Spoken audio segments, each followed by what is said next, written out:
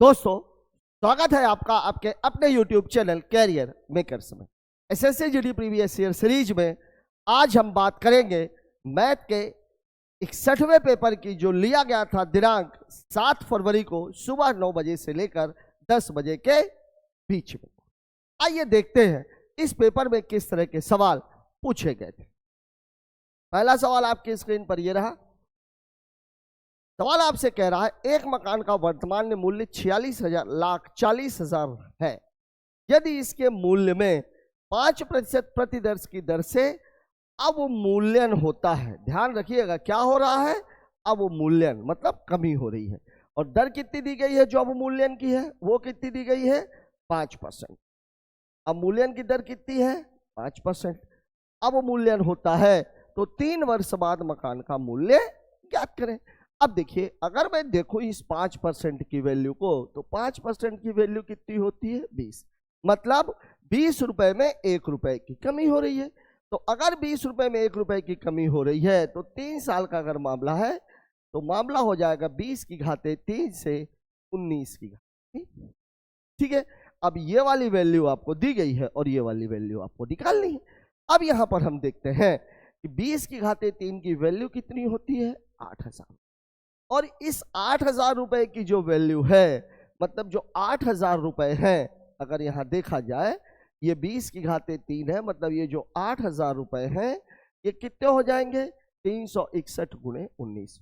घाते 3 में भी कर नहीं रहा हूं और 19 की घाते 3 मुझे अभी याद है नहीं। अब ये जो वैल्यू है ये कितनी दी गई है 46,40,000 रुपये।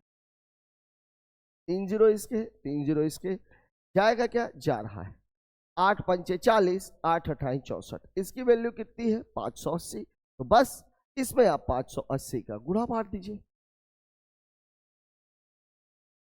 ठीक है, 8 नाम 72, 2 आएगा लास्ट में, और 2 लास्ट में कहां पर है, एक इसमें और एक इसमें, मतलब इन्हीं दोनों में से कोई एक उत्तर आपका होगा।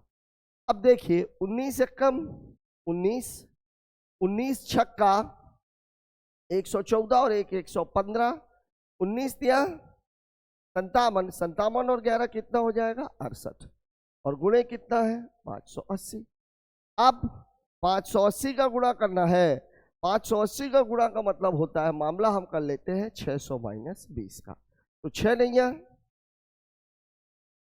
54, 5 6 पंचे 30, 5 35, 3 6 48, 3 51, 1 5 6 6 36, 36 और 5 41, कितने जीरो डबल जीरो, और 2 का गुणा करेंगे तो जीरो, ये 2 का 2 9 18, 2 पंचे 10 1 11, 2 अट्ठे 16 1 17, 2 छक्के 12 और 1 माइनस करना। देख लीजिए अब तो दिख ही रहा है कि हमारा उत्तर कौन सा हो जाएगा 39 78 डबल जीरो। क्योंकि 41 में मुझे इसको घटाना है, आप चाहे तो घटा के देख भी सकते हो। 0 10 में से 8 चला गया 2, हासिल इसमें आएगा। 4 में से 2 चला गया 2, 15 में से 7 चला गया 8, 10 में से 3 चला गया 7, 10 में से 1 चला गया 9, और ये 39 78 220। ये आपके सवाल का जवाब हो। ठीक है, सवाल थोड़ा सा कैलकुलेटिव है, लेकिन सवाल में कोई दम नहीं है। चाहे आप चक्रवृद्धि ब्याज में जो वृद्धि होती है वो रहता है मामला, और यहाँ पर मामला किसका है, यहाँ पर जो आपका मामला है वो पूरा का पूरा मामला किसका है, अवमूल्यन का है। इसीलिए 5% मतलब 1/20, मतलब 20 में 1 की कमी, मतलब 20 का मान कितना हो जाएगा 19। 3 सालों का मामला था, इसलिए हमने घाते कितना कर दिया 3 कर दिया। ठीक है, बात करते हैं अगले सवाल की। अगला क्वेश्चन हमसे क्या कह रहा है, अगला क्वेश्चन हमसे कह रहा है एक पेंटिंग की कीमत 1,40,000 रुपए से बढ़कर 1,42,000 रुपए हो जाती है। पेंटिंग की कीमत में प्रतिशत वृद्धि और प्रतिशत कमी हमेशा मूल मान पर निकाली जाती है। यहां पर जो मामला है वो क्या है, यहां पर जो मामला है वो है 1,82,000 रुपए हो गई है कितने से 1,40,000 से। अब अगर मैं देखूं तो यहां पर जो वृद्धि हुई है वो कितने की हुई है 42,000 की। ये क्या हो रही है हमारी वृद्धि। अब आपको निकालना क्या है वृद्धि प्रतिशत। अब वृद्धि प्रतिशत किस पर निकलेगा, मूल मान पर निकलेगा। तो वृद्धि प्रतिशत बराबर हो जाएगा 42,000 बटे 1,40,000, और प्रतिशत निकालना है इसलिए गुणे 100, 1 2 1 2 3 3 इसका इससे काट दीजिए, 14 तिरिक 42, 10 तिहाई 30%, यही आपके सवाल का जवाब हो जाए। ठीक है, 30% दिया गया है आपको ऑप्शन नंबर 3 में। दिख ही रहा था 42,000 की वृद्धि हो रही है 14 में, तो 14 तिरिक 42, सवाल को चाहिए तो लगाने की भी आवश्यकता नहीं थी, सवाल को आप देख करके भी लगा सकते थे। बात करते हैं अगले सवाल की। अगला क्वेश्चन हमसे क्या कह रहा है, 10%, 5% और 3 से 1/2% की क्रमिक छूटों के बराबर एकल छूट होगी। यहां मैंने आप लोगों को बताया था कि अगर मामला रुपए में देकर के छूट दिया गया हो तो सवाल को लगाइए, लेकिन अगर प्रतिशत देकर के आपसे प्रतिशत ही पूछा जा रहा हो तो सबसे बेहतर जो छूट लगाने का तरीका है वो ये है, A+B माइनस AB अपॉन 100, ये तरीका है सवाल। अब आप देखिए यहां पर चूंकि मामले 3 है, 10% है, 5% है और 3 से ही 1/2% को मैं कितना बोलूंगा, 3.5%। ऑप्शंस भी आप देखिए, दशमलव के बाद 4 अंकों तक गया हुआ है। अब इस सवाल को लगाने के लिए सबसे पहले मैं इन दोनों को लेता हूं, मतलब A को मैं 10 मान लूंगा, B को मैं 5 मान लूंगा, तो कहानी हो जाएगी 10 + 5 माइनस 10 × 5/100। ठीक है, देखिए 0 से 0 कैंसिल, 5 दूनी 10, मतलब या तो फिर आप इसको ऐसा कर लीजिए, ऐसा नहीं करना है तो 10 × 5/100, 0 से 0 कैंसिल, 10 5 15, 15 माइनस 0.5, मतलब ये कहानी यहां तक की कितनी है, 14.5। अब आपको क्या करना है, ये वाला डाटा आपके पास है, तो अब आप देखिए, अब आप 14.5% और 3.5%, इन दोनों का मान निकालना है आपको, 14.5 और 3.5 का। अब अगर इन दोनों को हल करेंगे तो यहां पर भी कहानी वही रहेगी, A को 14.5 मान लीजिए और B को 3.5 मान लीजिए, तो फिर कहानी वही 14.5 + 3.5 माइनस 14.5 × 3.5/100, इन दोनों को जोड़ देंगे तो कितना आ जाएगा, 18 माइनस। अब यहां पर कहानी है, डायरेक्ट लगाने का तरीका क्या, मैंने आप लोगों को बताया था कि 5 वाली जितनी भी संख्याएं होती हैं जिनके लास्ट में 5 है उनको आप 2 दे दीजिए। अब अगर 2 में 14.5 को देता हूं तो मामला 29 हो जाएगा। मैं जो आपसे कहना चाह रहा हूं, मैं ये कह रहा हूं कि मुझे 14.5 में 3.5 को गुणा करना, मैं इसको 2 और दे देता हूं, तो अब मामला हो जाएगा 14.5 × 7। अब 7 का गुणा करना बिल्कुल आसान है, 7 × 35, 14 × 7 98 और 3 101, ये हो जाएगा मामला। अब इसमें आपको 100 का यहां आप 2 का गुणा कर सकते करना था, 2 का गुणा आपने किया तो 2 का गुणा नीचे भी करोगे, तो अब आप अगर इन दोनों जीरो को हटाओगे तो ये दशमलव हट के यहां पे पहुंच जाएगा। अब अगर आप 2 का भाग दोगे, 2 पंचे 10, 0, 2 सत्ते 14, 2 पंचे 10, मतलब अब आपका मामला है 0.5075। और यहां मैंने आपको घटाने के लिए बोला था, इसको आप 1 बाहर कर लीजिए, मतलब मामला कितना हो जाएगा, 17। इसको 0 बनाना है तो 5 को 0 बनाने के लिए 5 की जरूरत, 5 5 10, 7 1 8 2 10, 1 9 1 10, 5 1 6 4 10, उत्तर हो जाएगा 17.4925% दिया गया है आपको ऑप्शन नंबर 3 में। मैं आपको बार बार ये बात बोल रहा हूं कि जीडी के कई सवालों में हमें देखने को मिला है कि सवाल कैलकुलेटिव है, और कैलकुलेशन मजबूत करना आपके लिए मस्ट है, क्योंकि आपका कैलकुलेशन जितना बढ़िया होगा आप सवालों के उत्तर तक उतनी जल्दी पहुंच पाओगे, इसलिए थोड़ा सा कैलकुलेशन पर कमांड बनाइए। बात करते हैं अगले सवाल की। अगला क्वेश्चन, चक्रवृद्धि ब्याज की किस दर से कोई धनराशि 3 वर्ष में वार्षिक रूप से 3.375 गुनी हो जाती है। क्या हो जाती है, गुनी। मतलब कहानी ये है कि एक थी, 1 रुपए हमने लगाया तो अब वो 3.375 रुपए हो गए। कितने दिनों में हो गए हैं, 3 वर्षों में हो गए हैं, हमें ये भी पता है। अब अगर मान लीजिए मैं इसका दशमलव हटाऊं तो पूरी कहानी ये हो जाएगी, मतलब 1000 रुपए बन गए हैं 3375 रुपए। कितने सालों में बन गए हैं, तो 3 सालों में बन गए हैं, मतलब यहाँ 3 करनी लगेगी, 3 करनी लगेगी। अब 3 करनी तो ये कितना है, 10, 33 75 किसका, कितने का है, 15 का, मतलब 1 वर्ष में कहानी ये है। 10 रुपए कितने रुपए हो रहे हैं? 15 रुपए। मतलब ब्याज कितनी मिल रही है? 5 रुपए। कितने पर? 10 पर। चाहो तो आप ऐसा कर लो और चाहो तो आप ऐसा भी कर सकते हो, 5 दूनी 10, 5 तिहाई 15, ये भी कर सकते थे। यहाँ भी डाटा कट रहा था, मैंने किया क्यों नहीं? क्योंकि मुझे ये पता है कि 1000 का मतलब होता है 10, 25 से आप काट सकते थे, दोनों डाटा कट जाता। ठीक है, तो 2 और कितना हो गया? 3। मतलब 2 रुपए कितने रुपए बन रहे हैं? 3 रुपए। मतलब ब्याज कितनी मिल रही है? 1 रुपए। 1 रुपए ब्याज 2 पर, तो दर कितनी हो जाएगी? 1/2 गुणे 100, मतलब दर हो जाएगी 50%। और ये दिया गया है आपको ऑप्शन नंबर ए। ठीक है, मैं आपसे ये कहना चाह रहा था, देखिए ये 1000 था, मैं इसको काट भी सकता था। देखिए 25 से कट रहा है, ये 25 चौके 100, 0, 25 से कम 25, 25 तिहाई 75, 25 पंचे 125, फिर 5 से कट रहा है, ये 8, ये 27। अब आप 3 करनी में लगा दीजिए, मामला क्या हो जाएगा? 2 से 3, यही वाला मामला। देखिए 2 रुपए का ब्याज कितना है? 1 रुपए, आधा है, मतलब दर कितनी हो जाएगी? 50%। बात कर लेते हैं अगले सवाल की। अगला क्वेश्चन हमसे कह रहा है, एक थोक व्यापारी के पास 1000 किलोग्राम चीनी है, जिसका एक भाग वह 6% के लाभ पर और शेष वह 12% के लाभ पर बेचता है। उसका लाभ कुल मिलाकर के 10% है, तो 6% लाभ पर बेची गई मात्रा कितनी है? यहाँ मैंने आप लोगों को बताया था, अगर कोई एक अलग चीज है, दूसरी अलग चीज है, दोनों को मिलाने के बाद अगर कोई चीज बनती है, मतलब मामला किसका है? एलिगेशन का। अगर मामला एलिगेशन का है तो हमें एक बात और ध्यान रखनी है, इकाइयां समान होनी चाहिए। अब यहां पर आप देखिए पूरा मामला क्या है, टोटल जो मामला है वो है 1000 केजी का। एक भाग कितने पर है? 6% लाभ, ये भी लाभ पर है। दूसरा भाग कितने है? 12% लाभ, ये भी लाभ पर है। और कुल मिलाकर के जो लाभ है वो कितना है? ये आपकी कहानी। लाभ दोनों को मिलाने के बाद 10 का लाभ हो रहा है। अब देखिए अगर मैं इसको हल करूंगा तो 12 में से 10 चला गया 2, 10 में से 6 चला गया 4, मतलब पूरी कहानी है एक और। ठीक है, अब ये टोटल मिला करके कितना है? 1000 केजी।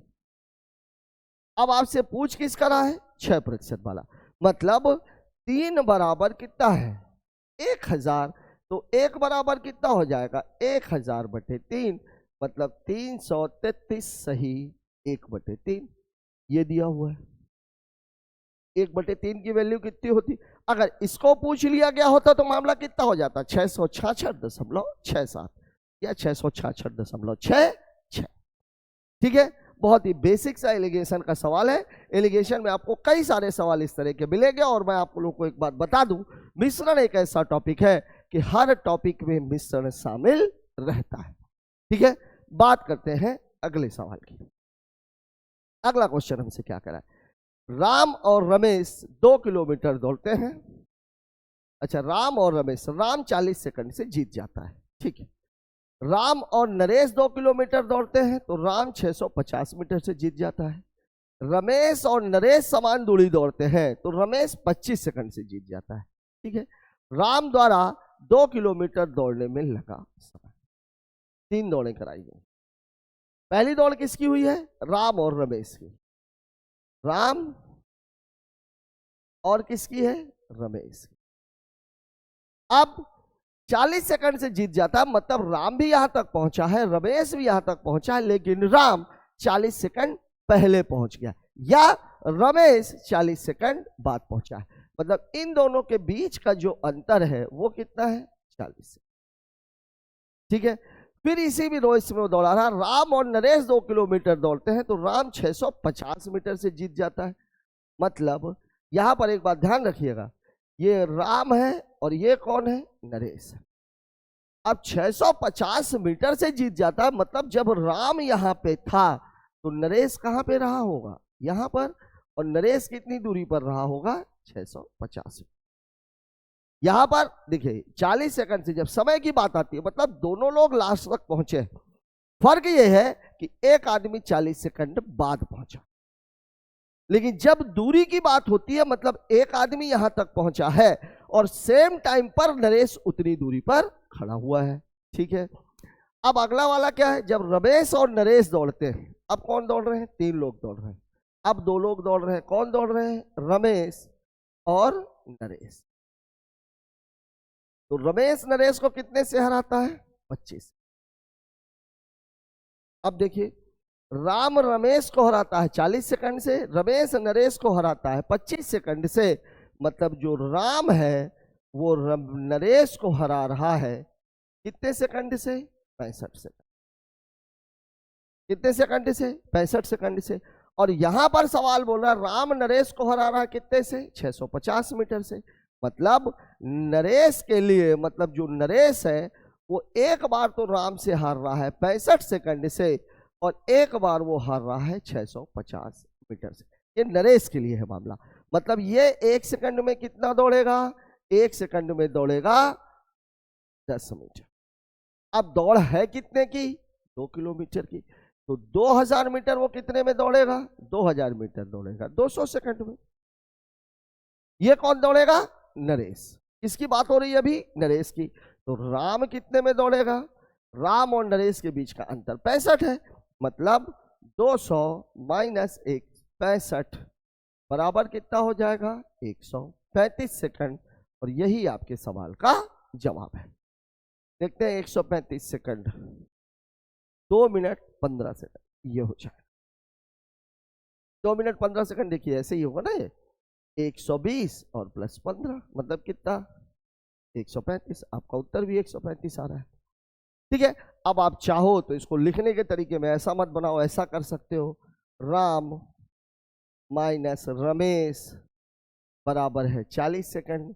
फिर इसको आप ऐसे लिख सकते हो, राम माइनस नरेश बराबर कितना है? 650 मीटर। फिर आप लिख सकते हो रमेश माइनस नरेश बराबर कितना है? 25 सेकंड।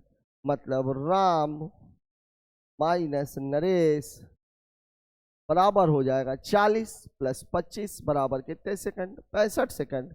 और 65 सेकंड की वैल्यू कितनी है? 650 मीटर। नरेश के लिए बात हो रही है। तो 1 सेकंड की वैल्यू कितनी हो जाएगी? 10 मिनट। ये लग गया सवाल। तो अब लिखने के तरीके में सवाल को समझने के लिए अगर देखा जाए तो राम रमेश को 40 सेकंड से, रमेश नरेश को 25 सेकंड से, मतलब राम नरेश को 65 सेकंड से, और दूसरी तरफ 650 मीटर से, मतलब 1 सेकंड में वो 20 मीटर दौड़ता है। कौन दौड़ता है? नरेश दौड़ता है। तो 2000 मीटर दौड़ने के लिए उसको कितना टाइम लगेगा? 200 मीटर का। और 200 मीटर का टाइम उसको लगेगा, मतलब रमेश को उससे 65 सेकंड कम लगेगा, मतलब रमेश को लगेगा 135 सेकंड। और 135 सेकंड का मतलब हुआ 2 मिनट और 15 सेकंड। ठीक है, बात कर लेते हैं अगले सवाल की। अगला क्वेश्चन हमसे क्या बोला है? एक ठोस लंबवृत्तीय शंकु का आयतन v सेंटीमीटर है, ऊंचाई h सेंटीमीटर है, तो शंकु की त्रिज्या। कुल मिलाकर के फॉर्मेट जो है इसमें कहीं पर कोई डाटा नहीं दिया गया है, सिंपली आपसे सूत्र पूछा गया है। तो देखिए, शंकु का जो आयतन होता है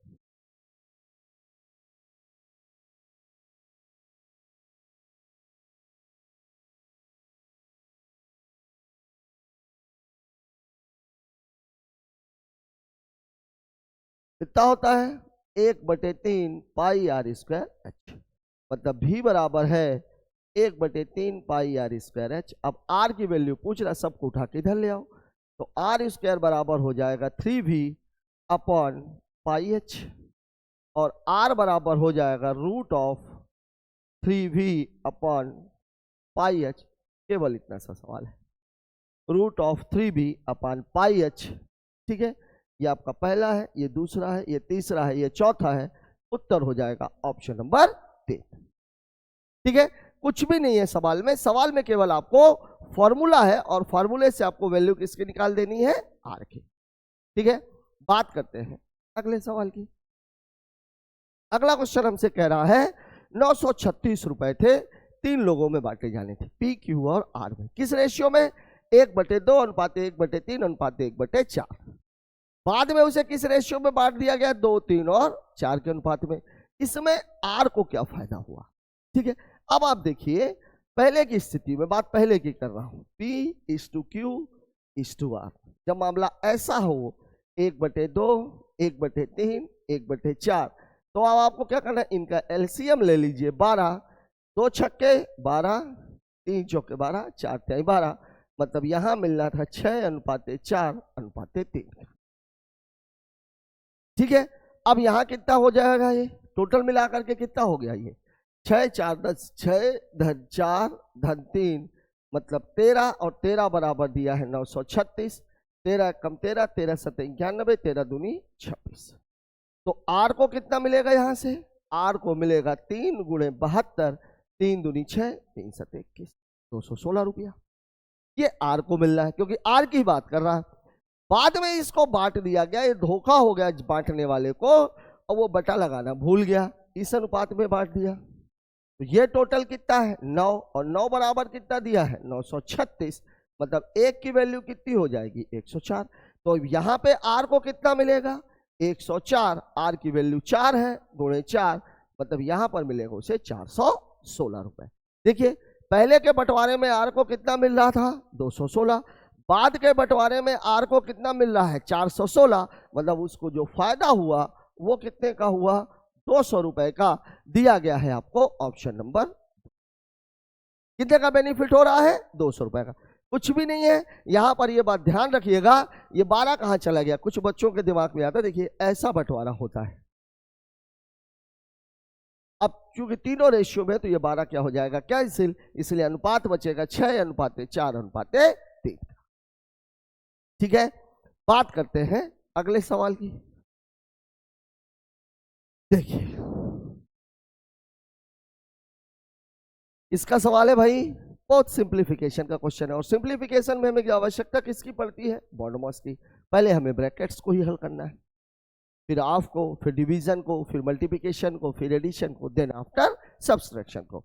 अब आप देखिए यहां पर क्या है, सबसे पहले हमारा जो फोकस है वो केवल इस पॉइंट पर जाने वाला, इस पॉइंट। क्यों, क्योंकि ये छोटा कोष्टक है। तो अब देखिए परसेंट का मतलब जो होता है, यदि इसको मैं डायरेक्ट भी कर सकता था कि 4 दूनी 8 और 4 अठे 32। ठीक है, अब देखिए 0 0 0 0, 4 दूनी 8, 4 अठे 32। अब ये वाला छोटे वाला मामला खत्म हो गया। अब हम उठा लेते हैं मझले को, तो 328 माइनस 28, मतलब अब कितना बचा 300। अब मैं उठा लेता हूं बड़े वाले को, कोई मतलब ही नहीं बड़े वाले में, ये बड़ा वाला हो गया। ठीक है, अब देखिए, अब आपको सवाल जो आपका बन गया वो बन गया 30% ऑफ 300% ऑफ। अब देखिए परसेंटेज कितनी बार है 2 बार, मतलब 4 जीरो आएंगे। तो 1 2 3 4, 3 त्रिकाई 9, 9 छक्का 54। हाँ तो यही है। अच्छा 600 है, हाँ वही है, मतलब उत्तर कितना हो जाएगा 540। मैं डायरेक्ट कैसे लगा रहा हूं, देखिए 1% दूसरा परसेंट, मतलब कितने हो गए, ये 300% है। परसेंट का मतलब होता है बटे में 100, 2 जीरो नीचे 2 जीरो नीचे, total 4 zero, 1 zero 2 zero 3 zero 4 zero, यहां से 3 त्रिकाई 9 छक्के 54, 1 जीरो बचेगा। मतलब मैं ये कहना चाह रहा हूं, देखिए अब आप इसको हल करेंगे तो 30/100 गुणे 300/100 गुणे 600, यह मामला। देखिए 1 2 3 4, 1 2 3 4, 3 त्रिकाई 9, 9 छक्के 54, ये वाला जीरो जिंदा है, इसलिए उत्तर कितना हो जाएगा 540। ठीक है, सवाल में ऐसा कोई दम नहीं है, बस आपको यहां पर यह ध्यान रखना है कि सवाल जब भी बॉन्ड मास का आता है तो आपका फोकस केवल और केवल छोटे कोष्टक पर होना चाहिए। पहले आप छोटा हल कर लीजिए, देन आफ्टर आप आगे बढ़ते चले जाइए। ठीक है, बात करते हैं अगले क्वेश्चन की। अगला सवाल हमसे कह रहा है वह सबसे छोटी धनात्मक संख्या कौन सी है जिसे 12 और 21 दोनों में से घटाए जाने पर उसका तृतीय अनुपाती कितना हो जाए 36 हो जाए। तृतीय अनुपाती के लिए मैंने आप लोगों को बताया था पूरा मामला रहता क्या है। देखिए ए अनुपाते बी समानुपाते बी अनुपाते एक्स, इसीलिए एक्स की वैल्यू कितनी होती है बी स्क्वायर अपॉन ए, बी स्क्वायर अपॉन ए। अब वो ये बोल रहा है कि ये जो x की वैल्यू है ये कितनी आ जानी चाहिए 36। अब यहां पर मामला दिया गया है, तो अब आप क्या करोगे, कुछ नहीं करना, इसकी वैल्यू कितनी आनी चाहिए भाई? 36 आनी चाहिए। मतलब b² अपॉन a का मान कितना होना चाहिए? 36। कब होना चाहिए? यहां से भी अगर मैं x घटा रहा हूं तो यहां से भी मुझे x घटाना है, तो इसका स्क्वायर बटे इतना बराबर कितना होना चाहिए? 36। ये क्या है? a बराबर मैं ले रहा हूं 12 माइनस x और b बराबर मैं ले रहा हूं 21 माइनस x। ये कहानी है आपकी। अब आप देखिए 12 में से 5, देखिए 12 और 21 है। 12 में से अगर मैं 5 घटाऊंगा तो कितना आ जाएगा? 7। 21 में से 5 घटाऊंगा तो कितना आ जाएगा? 16। 6 सते 42। देखिए 7 16 को काट पाएगा क्या? 7 16 कटेगा क्या? नहीं। मतलब ये आपका उत्तर हो नहीं सकता। 12 में से 4 चला गया, 12 और 21। 12 में से 4 चला गया 8। 21 में से 4 चला गया, कितना हो जाएगा? 17। अब 17 गुणे 17 बटे 8, 8 कटेगा क्या? बिल्कुल नहीं। 3। अब देखिए 12 और 21, 3 घटाओगे तो ये कितना? 9 और ये कितना? 18। अब देखिए ये कट जाएगा मामला। क्यों कट जाएगा भाई? 18 गुणे 18 बटे 9, 9 दूनी 18, 18 दूनी 36। मतलब मेरा उत्तर हो जाएगा ऑप्शन नंबर 3। 2 के लिए भी अगर मैं देखूं, देखिए 12 है 21 है, 2 घटाएंगे तो ये 10 आएगा और यहाँ 2 घटाएंगे तो 19 आएगा। अब 19 गुणे 19 बटे 10 का मान 36 आने वाला है क्या? नहीं है। मतलब केवल एक ही डाटा है ऑप्शन नंबर 3। यही आपका एक ऐसा डाटा है जो ये बात क्लियर करेगा। यहाँ पर कितना घटा रहे थे हम? 5। यहाँ पर कितना घटा रहे थे हम? 4। यहाँ पर कितना घटाए हैं? 3। और यहाँ पर हमने कितना घटाया है? 2। ठीक है, तो ऑप्शन से आप इस सवाल को तुरंत लगा सकते हो। बात कर लेते हैं अगले सवाल की। एक व्यक्ति 2 किलोमीटर प्रति घंटा, 3 किलोमीटर प्रति घंटा तथा 4 किलोमीटर प्रति घंटे की चाल से 3 समान दूरियां तय करता है और कितने समय लेता है? टाइम कितना लेता है? 52 मिनट का टाइम, 52 मिनट का। अब देखिए समय बराबर होता क्या है? समय बराबर होता है दूरी बटे चाल। अब सवाल में बोल रहा है 3 समान दूरियां। दूरियां कैसी हैं? तीनों समान है। मतलब पहले के लिए भी एक, दूसरे के लिए भी एक, तीसरे के लिए भी एक। यहां पर चाल है 2, यहां पर चाल है 3, यहां पर चाल है 4 और इन तीनों को जोड़ दिया जाए तो 52 मिनट मतलब घंटे में कितना हो जाएगा? 52 बटे 60। केवल इतना सवाल है आपका। ठीक है, अब मैं अगर इसको हल करूं तो 4 तिहाई 12 इसका एलसीएम हो जाएगा। 2 छक्के 12, 6, 3 चौके 12, 4, 4 तिहाई 12 बराबर कितना है?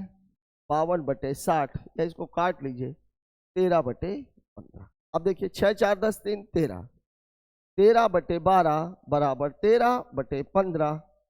ये और ये क्या हो जाएगा? कैंसिल। मतलब 1 बराबर कितना हो जाएगा? 12 बटे। ठीक है, अब आपसे क्या पूछ रहा है? कुल दूरी। और दूरी कितने हिस्सों में बटी हुई है? 3 हिस्सों में। आपने वैल्यू किसकी निकाली है? 1 की। मतलब इसका मान तो 3 दूरियां हैं, मतलब आपको निकालना क्या है? 3 बराबर हो जाएगा 3 गुणे 12 बटे 15, 3 पचे 15, 5 दूनी 10, 5 चौके 20, 2.4 किलोमीटर दिया गया है आपको ऑप्शन नंबर 4 में। यहां पर आप ये ध्यान रखिएगा, एक चीज कंफ्यूजिंग हो सकती है इसमें।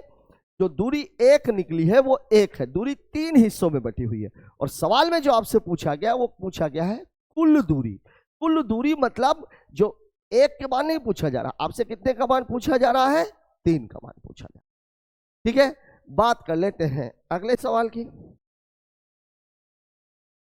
अगला क्वेश्चन हमसे क्या कह रहा है? ए, बी और सी क्रमशः 5 मीटर पर सेकंड, 3 मीटर पर सेकंड और 8 मीटर पर सेकंड की चाल से दौड़ते हैं। एक ही समय पर एक ही बिंदु से दौड़ना शुरू करते हैं। कुछ समय बाद यह पाया जाता है कि ए और सी के बीच की दूरी 6 मीटर। देखिए ए की जो चाल है वो कितनी है? 5 मीटर पर सेकंड। बी की जो चाल है ये कितनी है? 3 मीटर पर सेकंड। सी की जो चाल है ये कितनी है? 8 मीटर। 5, 3 और 8।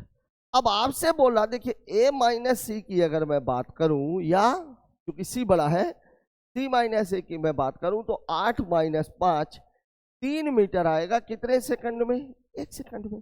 सवाल में आपको बोल रहा है डिफरेंस कितने का है? 6 मीटर का। मतलब 6 मीटर का है, मतलब ये कितने सेकंड चला होगा? 2 सेकंड। मतलब ये जो अंतर आया है 6 मीटर, ये कितने सेकंड में आ गया है? 2 मीटर में। अब आपसे पूछ रहा है इसी अंतर में ए और बी के बीच की दूरी याद करिए। तो देखिए ए और बी के बीच का अंतर कितना है? 2 मीटर 1 सेकंड में, लेकिन हमारा मामला 2 सेकंड का है, तो 2 सेकंड में कितनी हो जाएगा अंतर? 4 मीटर। यही आपके सवाल का जवाब है, दिया गया है ऑप्शन नंबर 3 में। ठीक है, मुझे नहीं लग रहा कि इस सवाल में ज्यादा कुछ भी सोचने की आवश्यकता है। ए और सी के बीच का अंतर 3 मीटर आ रहा है 1 सेकंड में, सवाल में अंतर 6 मीटर दिया हुआ है, मतलब दौड़ 2 सेकंड की हो चुकी है। और 2 सेकंड के बाद बी और ए के बीच का जो फर्क है वो कितना होगा? भाई 1 सेकंड में फर्क आ रहा है 2 का, तो 2 सेकंड में फर्क आ जाएगा 4 का। मुझे नहीं लग रहा कि इस सवाल को लगाने की भी आवश्यकता है, सवाल को पढ़ते पढ़ते ही उत्तर को टिक किया जा सकता है। बात कर लेते हैं अगले सवाल की। 16 के घन और 48 के वर्ग का महत्तम समापवर्तक। बढ़िया सवाल। 16 का घन मतलब मामला कितना है? 16 की घाते 3 और 48 के स्क्वायर का हमें क्या निकालना है? मैं 2 तरीके से बता देता हूं सवाल को। देखिए यहां पूरा मामला कितना है? 16 गुणे 16 गुणे 16, और यहां पे मामला क्या है? ये 16 गुणे 3 गुणे 16 गुणे 3। अब देखिए कॉमन क्या है? यहां से 16, यहां से 16, यहां से 16, यहां से भी 16, मतलब जो HCF है वो HCF कितना हो जाएगा? 16 गुणे 16 बराबर 256। हाँ, अगर इसका LCM पूछ लिया गया होता तो LCM ये 2 बार तो 16 रहेगा ही, एक 16 और आ जाएगा, और गुणे 3 गुणे, ये आपका LCM। अब घातों का मतलब जो बीजीय व्यंजकों का HCF और LCM निकालने का तरीका है वो क्या रहता है? HCF बराबर होता है, पहले LCM लिख लेते हैं। LCM बराबर होता है सभी आधार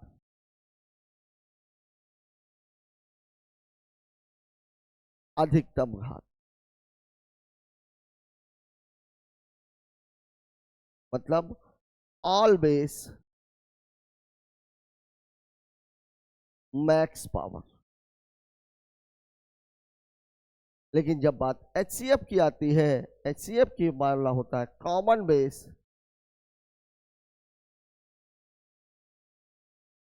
और पावर कौन सी? Minimum power. ठीक है, कॉमन बेस मिनिमम पावर। अब आप देखिए यहां पर, अब इस सवाल को लगाने का मैं एक दूसरा तरीका समझा रहा हूं। अब यहां देखिए 16 का मतलब होता है 2 की घाते 4 पूरे पे घाते 3, मतलब ये कितना हो जाएगा? 2 की घाते 12। 48 का मतलब कितना होगा? 48 का मतलब 16 तिया 48, मतलब 2 की घाते 4 गुणे 3 पूरे पे घाते 2, मतलब ये कितना हो जाएगा? 2 की घाते 8 गुणे 3 की घाते 2। अब देखिए HCF निकालना है तो कॉमन बेस चाहिए, और कॉमन कौन सा है? 2 और 2। तो ठीक है, मिनिमम पावर 2 की मिनिमम पावर यहाँ 12 है, यहाँ पावर कितने की है? 8 की है, मतलब इसका जो HCF है वो HCF हो जाएगा 2 की घाते 8, और उत्तर हो जाएगा 256। दिया गया है आपको ऑप्शन नंबर 1। ठीक है, अगर इसी का LCM पूछ लिया होता तो LCM में अब आप देखिए 2 भी बनेगा और क्या बनेगा? 3 भी बनेगा। अब इन दोनों में मैक्सिमम पावर कौन सी है? 12, और 3 की पावर कौन सी है? 2। तो इसका जो LCM है वो हो गया होता 2 की घाते 12 गुणे 3 की घाते 2। बीजीय व्यंजक वाले मामले में ये बात याद रखिए, अभी ये 16 और 48 के फॉर्मेट में दिया हुआ है, हो सकता है किसी पेपर में ABC के फॉर्मेट में या XYZ के फॉर्मेट में आ जाए, तो हमें ये बात पता होनी चाहिए। ठीक है, बात कर लेते हैं अगले सवाल की। बलवेंद्र CCTV कैमरे पर की बिक्री पर पहले 9% और 4% की 2 क्रमिक छूट देता है, फिर वह 268 की नगद छूट भी देता है। CCTV कैमरे का अंकित मूल्य 5,000 रुपए है, तो किसी ग्राहक के लिए CCTV कैमरे का अंतिम मूल्य क्या होगा? रुपए में दिया हुआ है। मैंने आप लोगों को बताया था जब भी छूट के मामले में प्रतिशत देके प्रतिशत पूछे तो आप फॉर्मूले का इस्तेमाल कीजिए, लेकिन अगर रुपए दे करके रुपए की बात की जा रही है तब आपको क्या करना है? तब आपको वैल्यू को निकालना है। अब देखिए 9%, 9% का मामला कितना होता है? 9/100। फिर दूसरा कितना है 4%। 4% का मामला कितना होता है 1/25। अब देखिए 100 का माल कितने में बिक गया 91 में, और 25 का माल कितने में बिक गया 24 में। ये आपका सवाल है।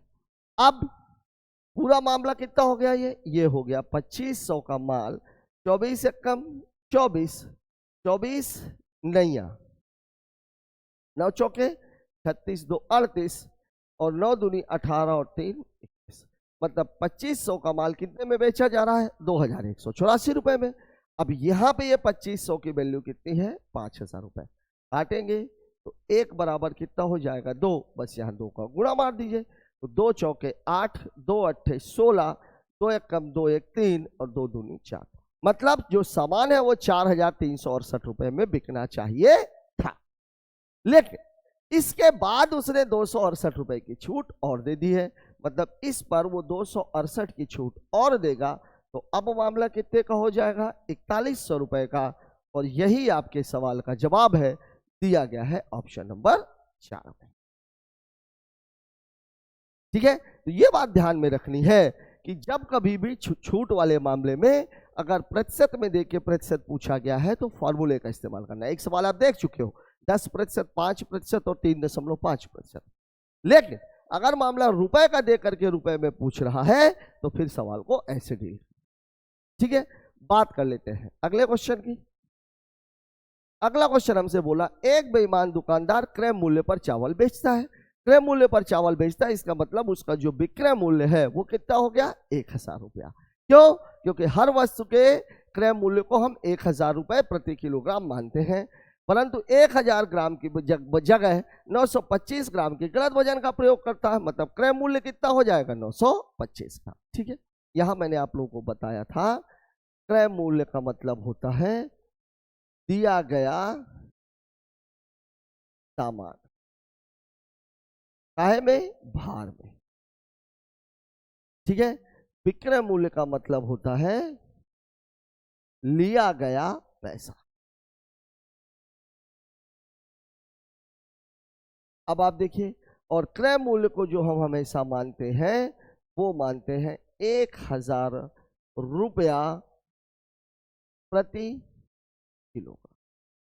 अब आप देखिए सवाल आपसे ये कह रहा है कि सामान क्रय मूल्य पर ही बेचा जा रहा है, मतलब इसका जो एसपी है वो तो 1000 रुपए ही है, और सामान दिया कितना जा रहा है 925 ग्राम, मतलब इसका जो सीपी है वो 925 है। मतलब जो प्रॉफिट आपको होगा वो होगा 75 रुपए। अब आपसे पूछ क्या रहा है लाभ प्रतिशत। तो अब लाभ प्रतिशत बराबर क्या होता है भाई, लाभ प्रतिशत बराबर होता है लाभ बटे क्रय मूल्य गुणे 100।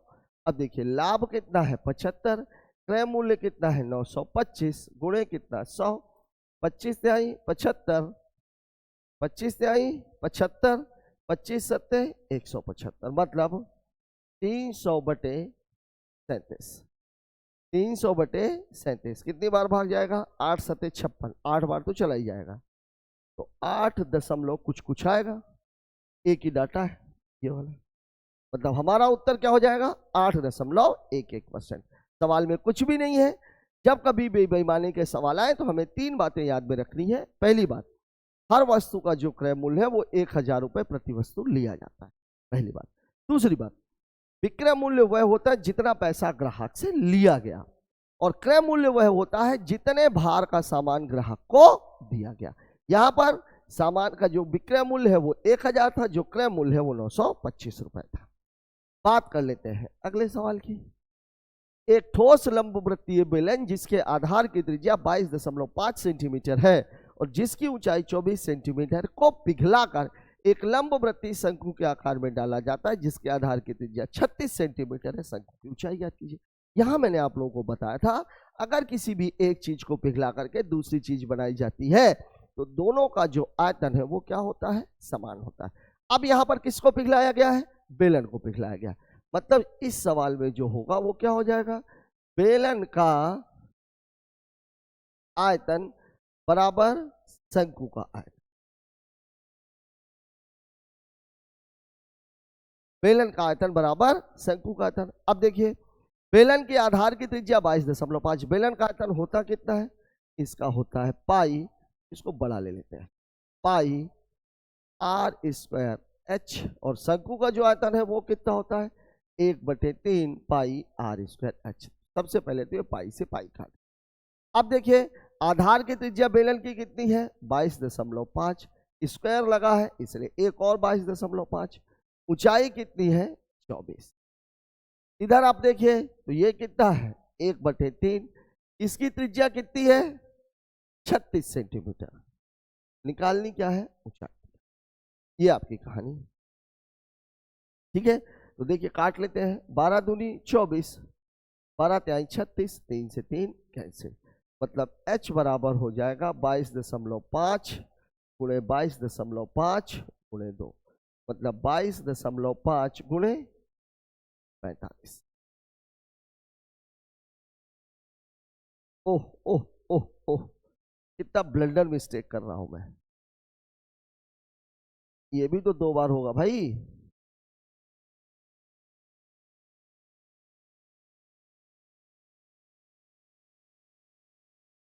देखिए 12 तिहाई 36, 3 से 3 कैंसिल, ठीक है। अब देख लीजिए ये कितना हो जाएगा? 18।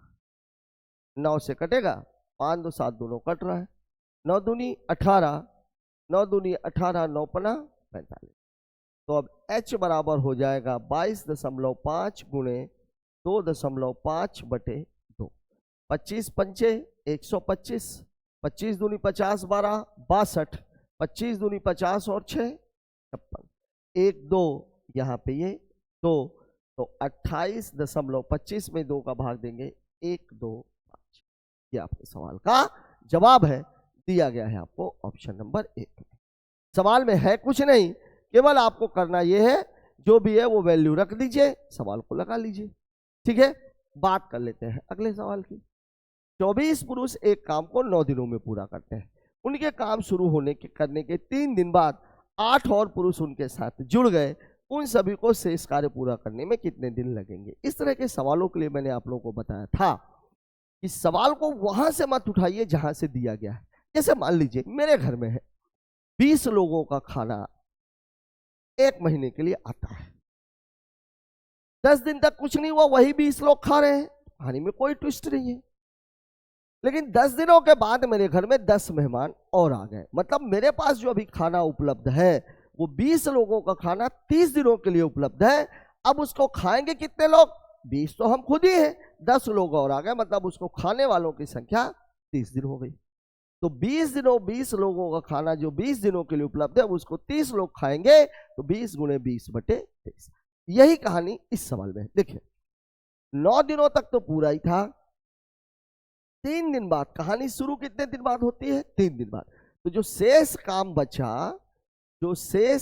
बचा वो बचा कितना है? 24 पुरुषों का 6 दिन का, क्योंकि 9 दिन में से तो 3 दिन काम हो ही चुका है। अब इस काम को करेंगे कितने लोग?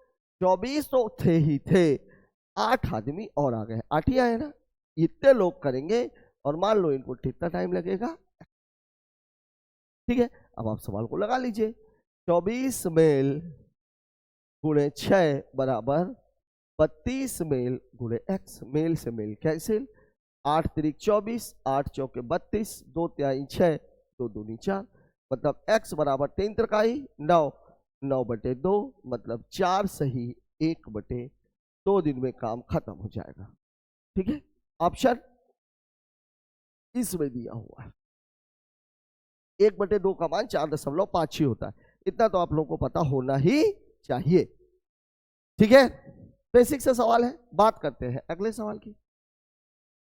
यदि चाय के मूल्य में 20% की वृद्धि की जाती है तो चाय की खपत में कितने प्रतिशत की कमी की जानी चाहिए ताकि चाय पर खर्च में वृद्धि ना हो?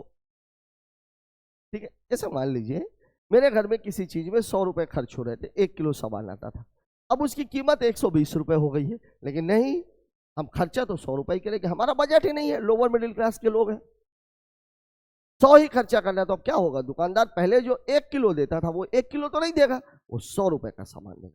तो जो वृद्धि हुई है वो कितने की हुई है? 20 की। ठीक है, तो हमारी जो वृद्धि 20 की हुई है कीमत पर, उसी को मुझे कम करना है। मतलब मैं ये कहना चाह रहा हूं कि पहले मान लो अगर रेट कितना था 100% में दिया हुआ, इसलिए मैं 100 ले रहा हूं, तो अब रेट कितना है 120। या मैं इसको ऐसे भी बोल सकता हूं, पहले रेट था 5 तो अब रेट कितना हो गया है 6। मतलब वृद्धि कितने की हुई है 1 की। ठीक है, 5 रुपए में 1 रुपए बढ़कर के रेट कितना हो गया है 6 रुपए। कितने रुपए की वृद्धि हो रही है 1 की। यही 1 मुझे कम करना है। लेकिन अब जो ये 1 कम होगा वो किस पर होगा 6 पर। क्यों? क्योंकि पहले तो कीमत 5 थी इसलिए वृद्धि 5 पर हुई, लेकिन अब कीमत कितनी हो गई है 6। तो अब जो कमी होगी वो कित पर होगी 6 पर होगी। मतलब कमी प्रतिशत बराबर हो जाएगा 1/6 गुणे 100। 2 तिहाई 6 50 और 1/6 का मान जिन भी लोगों को पता है, परसेंटेज का मामला है, वो उनको अच्छे से पता होगा। उत्तर कितना है 16 सही 2/3% दिया गया है ऑप्शन नंबर 1। 1/6 देखते ही आपको पता लग जाना चाहिए कि उत्तर ये है। ठीक है, बात कर लेते हैं अगले क्वेश्चन की। एक वस्तु 2.6 मिनट में 15 मीटर और अगले 26 किलोमीटर को 30 किलोमीटर प्रति घंटे की चाल से चलती है। इस पूरी प्रक्रिया के लिए उसकी औसत चाल क्या होगी?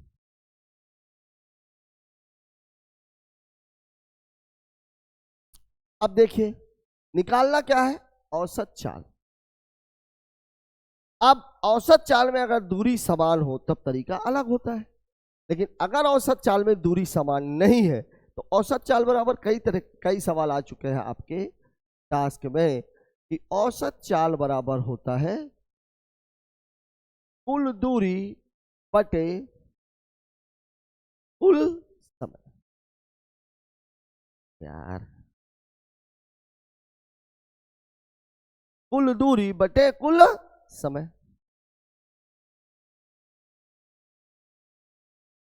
अब देखिए, कुल दूरी बटे कुल चाल, तो दूरी तो क्लियर है 15 मीटर और 26। चाल बराबर, चाल निकालना है औसत चाल। समय बराबर क्या होगा, समय बराबर होगा दूरी बटे समय। अब देखिए कुल दूरी यहां पर कितनी है, पहले तो है 15 मीटर और इसको भी अगर आप मीटर में लिखेंगे तो ये कितना हो जाएगा 26,000 मीटर बटे समय बराबर क्या होता है दूरी बटे समय बराबर दूरी बटे चाल। अब समय कितना लगा है भाई इसको, तो समय यहां तो क्लियर कट दिया हुआ है 2.6 मिनट, इसमें आप 60 का गुणा कर दे। ठीक है, प्लस यहां पर समय क्या लिखा हुआ है, यहां पर समय कितना लगा हुआ आपको मिलेगा ही नहीं, दूरी बटे चाल लेना पड़ेगा। तो 26/30 और गुणे कितना 60। क्यों? क्योंकि किलोमीटर पर आर में है, किलोमीटर पर आर में है तो इसको किस में बदलना पड़ेगा मीटर पर सेकंड में। 26 किलोमीटर समय है ना, तो समय के लिए कितने का गुणा करना पड़ेगा 60 का। ठीक है, अब देख लीजिए 30 दूनी 60, ये कितना हो जाएगा 26,015। इधर 0 से ये कैंसिल, 6×6 = 36, 6 दूनी 12 3 15, 156 और प्लस 52।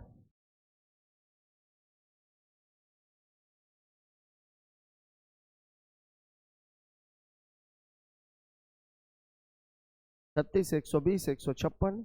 ठीक है,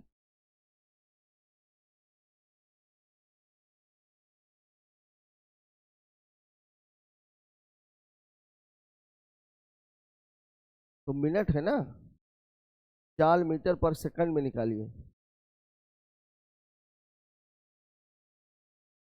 एक काम करते हैं ना, 26/30 गुणे किलोमीटर पर आर है तो इसको बदलना है तो 5/18 में बदलना पड़ेगा। तो 26,000 18/5 ये हो जाएगा मामला।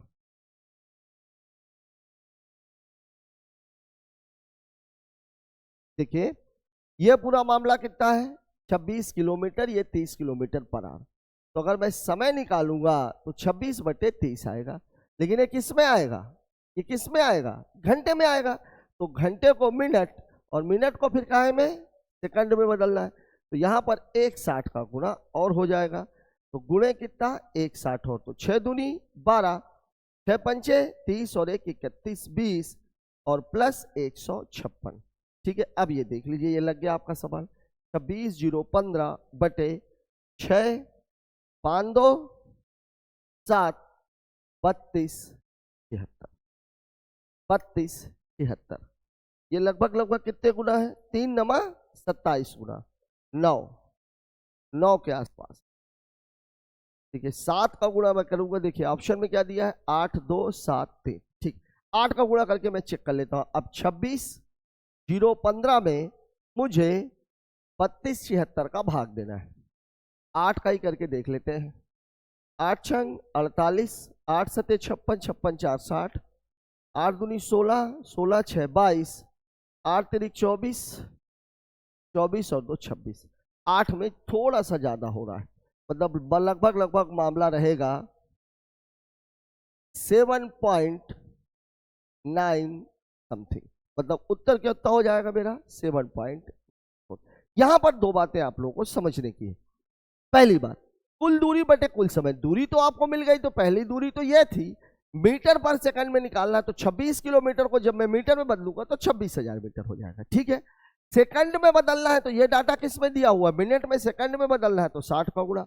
दूसरी एक बात, ये 26 बटे 30 आप करोगे तो जो टाइम निकलेगा वो आर में निकलेगा, चूंकि किलोमीटर और किलोमीटर पर आर है, तो आर में निकलेगा। तो उसको सेकंड में बदलना है, तो आर को मिनट में बदलने के लिए 60 और फिर उसको सेकंड में बदलने के लिए 60। इसलिए मामला कितना हो गया? 156 प्लस 3120। भाग दे करके देखा, 8 बार भाग पूरा नहीं जा रहा, मतलब मेरा जो उत्तर हो जाएगा वो 7.9 के समथिंग आएगा। उत्तर दिया हुआ 7.94। आइए बात करते हैं अगले सवाल की। अमन एक कार्य को 78 दिनों में, राम उसी कार्य को 39 दिनों में। अमन ने अकेले काम शुरू किया।